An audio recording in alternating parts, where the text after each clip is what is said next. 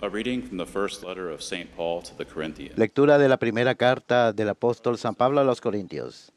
Hermanos, el mensaje de la cruz es necedad para los que están en vías de perdición, pero para los que están en vías de salvación, para nosotros es fuerza de Dios. Dice la Escritura: destruiré la sabiduría de los sabios, frustraré la sagacidad de los sagaces. ¿Dónde está el sabio? ¿Dónde está el escriba? ¿Dónde está el sofista de nuestros tiempos? ¿No ha convertido Dios en necedad la sabiduría del mundo?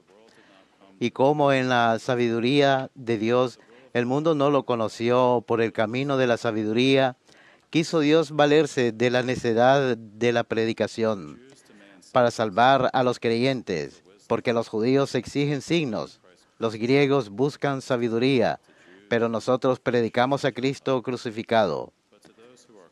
Escándalo para los judíos, necedad para los gentiles, pero para los llamados judíos o griegos, un Mesías que es fuerza de Dios y sabiduría de Dios, pues lo necio de Dios es más sabio que los hombres y lo débil de Dios.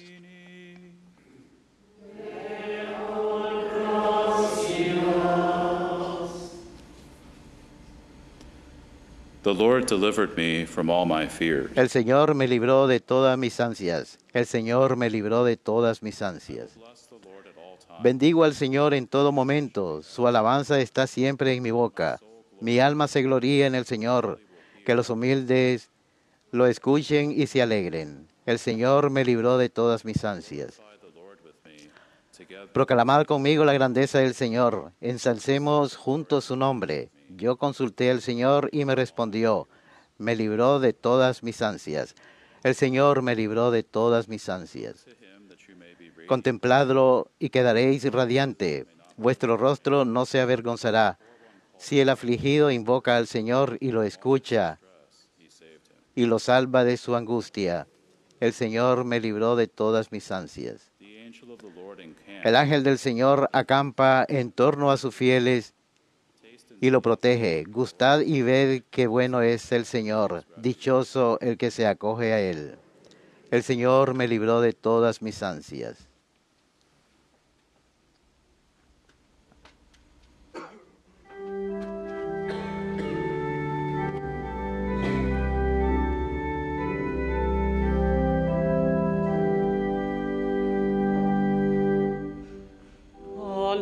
Alleluia, alleluia,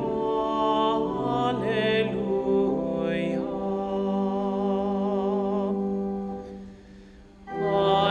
Alleluia, alleluia, alleluia. Let your light shine before others. Que vuestra luz brille ante los demás, para que vean sus buenas obras y den gloria al Padre en el cielo. Alleluia, alleluia, alleluia.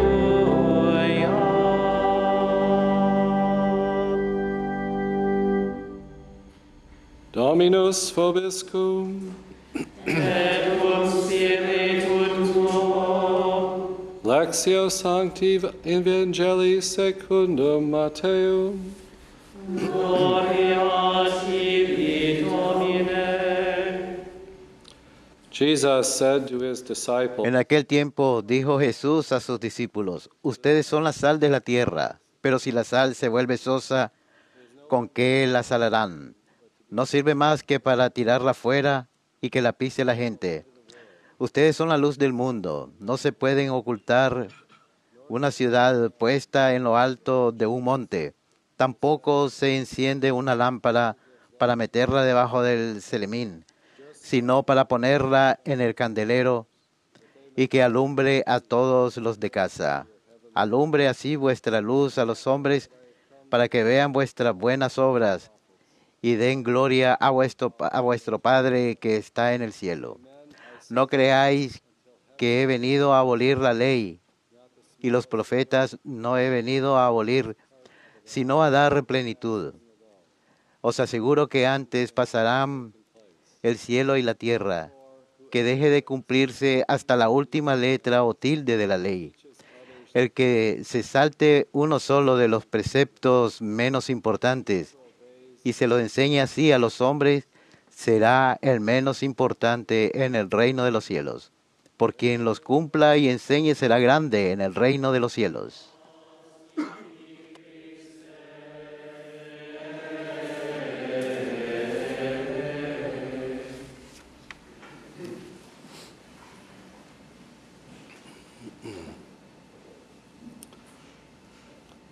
Before I began, I just wanted to Antes de empezar, solo deseo Fatima and Lourdes, some other places. saludar a aquellos que están en peregrinaje a Fátima y Lourdes y otros lugares.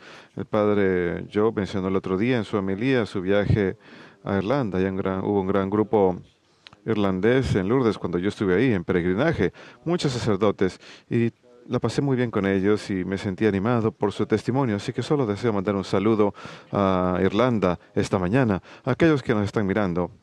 La pasé muy bien con ustedes en Lourdes. Today we celebrate the feast of Hoy Saint celebramos la festividad de San Justino Mártir. Fue filósofo, vivió del año 100 al año 165. Nació en Samaria, en el norte, en Tierra Santa, y fue apologista, o sea, alguien que defiende la fe, que defiende el cristianismo de los paganos y la cultura y aquellos que atacan la fe. Y también él explicaba la fe a la cultura, no solamente la defendía, sino también enseñaba la doctrina verdadera. En uno de sus escritos, Justino, quien estaba teniendo problemas con la fe, habla acerca de un encuentro con un judío que le señaló hacia los antiguos profetas del judaísmo para poder encontrar la filosofía verdadera, la verdad. En esta carta que él escribe, le dice que él no podía satisfacer sus aspiraciones más profundas por sí solo, sino que la verdad, eso que él buscaba, estaba fuera de sí mismo y lo encontraría en Dios. Y le pide que el hombre rece por él, y el hombre le dice que también que rece por él mismo para que él reciba la luz, para que encuentre la sabiduría divina. San Justino sigue ese camino y finalmente llega a la fe cristiana. Se convierte en creyente y abre una escuela en Roma para enseñar. Fue decapitado en el año 165 por Marcos Aurelius, a quien él escribe cartas. Y él estaba contradiciendo la religión pagana en aquel entonces. Obviamente eso creó controversia. Sus cartas se enfocarían en la creación y la salvación como obra de Dios, que se cumplen en Jesucristo. Y él creó la frase de las semillas de la verdad. El Vaticano II utiliza esa frase, que las semillas de la verdad se encuentran en la filosofía griega, que reconocemos la verdad donde la encontramos y decimos que en cierto sentido el cristianismo posee esta verdad. Jesús es la verdad plena. Así que si respetamos y cultivamos esas semillas de la verdad, nos señalan hacia Cristo. Las Escrituras nos dicen, busquen la verdad y la encontrarán. Creo que es algo muy esencial que tenemos que proteger en nuestra cultura hoy en día, porque le decimos a nuestros jóvenes que van a la universidad, que les enseñamos relativismo moral, que no existe una sola verdad objetiva. Pero eso le quita totalmente el drama a la vida. Nos dice que hay una vida que podemos vivir según la verdad, que podemos conocer esa verdad y vivir la vida según ella. Y es una lucha interior contra este mundo caído. Jesús afirma esto en el Evangelio de hoy, en el Sermón de la Montaña, cuando Él dice que no ha venido a abolir la ley ni los profetas. Él no es un reformista de los años 1960 que anula los mandamientos. Él sostiene los mandamientos, la esencia de la ley judía. Él sostiene la verdad moral, lo expresa en los términos más serios posibles. Él dice: aquel que enseñe falsedades a otros y por ello cause que otros caigan será llamado el menor en el reino de los cielos, y aquel que enseña la verdad será llamado el mayor en el reino de los cielos. Eso es parte del Sermón de la Montaña, es su enseñanza. Así que, pero las religiones paganas en la época de Marco Aurelio, San Justino, se habían separado de esa idea de la verdad y generalmente no buscamos la verdad, se aferraban a los mitos. Las palabras del Papa Emérito Benedicto se habían convertido en una colección artificial de ceremonias, convenciones y costumbres, ausentes de toda verdad, buscando esa verdad, y se habían vuelto simplemente en una colección de costumbres culturales. Pero San Justino nos recuerda que hemos de orar para pedir sabiduría, pedir en nuestra oración, pedir la verdad. Esto hace paralelo con nuestra época hoy en día. Nosotros también decimos que no existe la verdad y estamos en una cultura moralmente relativista y vamos rebotando de una filosofía que está de moda a otra filosofía que está de moda. Sí, vemos nuestra historia, vemos cómo todo esto es cambiante. Entonces nuestras bases morales no están basadas en la verdad de la persona humana, que son su dignidad y sus derechos. Vemos los mayores abusos a la dignidad humana en este siglo pasado. En nuestra cultura occidental actual, dirigida por Estados Unidos, lamentablemente, vemos una revolución sexual, lo cual divorcia a la familia y el amor matrimonial de la verdad. Hoy creemos simplemente en verdades biológicas y nuevas ideas acerca de la sexualidad, en lugar de ayudarles a resolver sus problemas. A resolver sus problemas con la biología, les decimos que le sigan la corriente. Eso no es bondadoso, eso no es conformar nuestra vida según la verdad. Y sí, puede ser una gran lucha, pero estamos ahí para ayudarles a encontrar la verdad. Eso es la realización. Así que sin una ley natural, lo que quiero decir con ello es los principios fundamentales conocidos mediante la razón humana. Entonces, nuestra cultura se convierte en una lucha de poderes, o el que tiene la voz más alta es el que gana, el que repite más las mentiras tiene más influencia en la cultura. Así que la ley natural puede ser conocida por la razón, pero también es revelada por Dios, enseñada por su iglesia, revelada por la revelación judeocristiana, los 10 mandamientos. En su esencia, esa es la ley natural que hemos de seguir. Y San Pablo, hoy en la primera carta a los Corintios, habla de la sabiduría de la cruz, que ese es el poder de Dios que nos salva. Y esa es una contradicción total con la cultura. Hay una analogía, ya lo he mencionado antes, un pastor protestante habla de la analogía de un parque de juegos para niños que está cercado y tiene un montón de aparatos y columpios y cosas para que los niños jueguen. Y hay reglas. Un niño sube por la escalera y el otro se resbala y se va resbalando, y luego el siguiente niño se sube y luego por la escalera y luego se tira por el tobogán. Pero cuando nos olvidamos de las reglas, los niños más agresivos gobiernan el parquecito. Es una buena analogía. Sin las leyes, los débiles no son protegidos y el fuerte es el que tiene más poder, dinero, influencia y se salen con lo que quieran. Y no hay ley moral para guiarlos. La sabiduría del mundo es eso.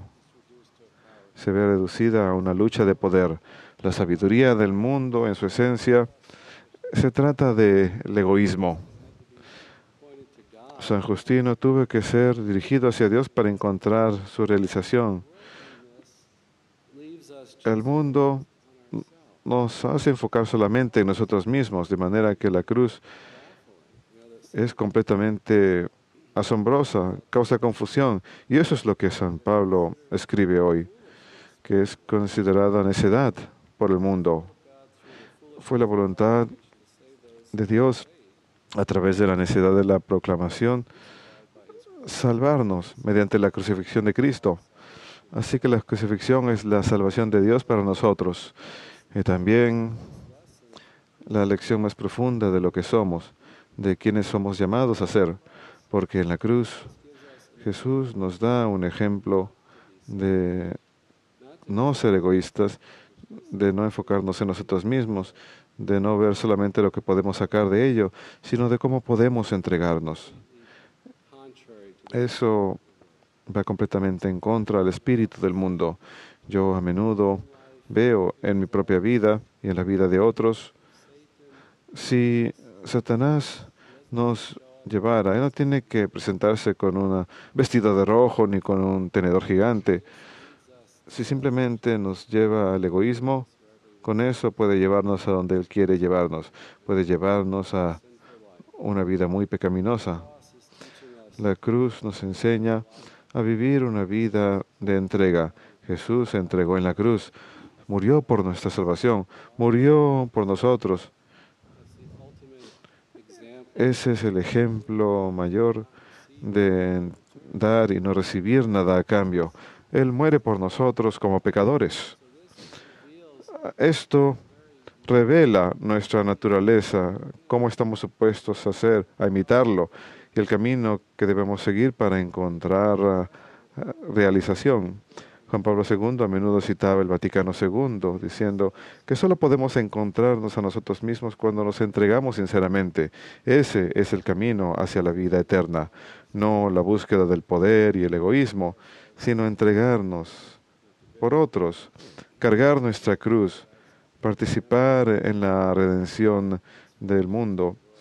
Para el mundo eso es necedad, pero eso es vida plena para los cristianos.